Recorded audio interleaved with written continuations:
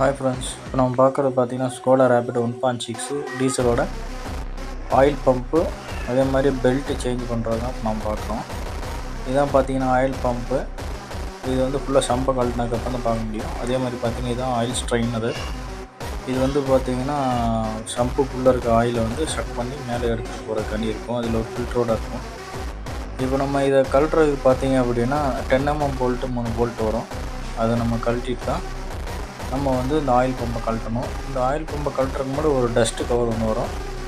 அந்த கவரையுமே ரிமூவ் பண்ணதுக்கப்புறம் தான் நம்ம இது பண்ண முடியும், கழட்ட முடியும். இப்போ நம்ம வந்து பம்பை கழட்டிட்டு பெல்ட்டும் ரீப்ளேஸ் பண்ணிட்டோம். பம்புக்கு வந்து மார்க்கிங் கிடையாது, இருந்தாலும் நம்ம டைமிங் மார்க் இருக்கனால எந்த மார்க்கில் நம்ம கழட்டணுமோ அதை பொசிஷனில் மார்க் பண்ணிவிட்டு திருப்பி சேம் லொக்கேஷன்லேயே மாட்டிக்கிறது நல்லது. அதே மாதிரி பார்த்திங்கன்னா இதுதான் வந்து ஓல்டு இதோட ஓல்டோட பெல்ட்டு. Thank you friends.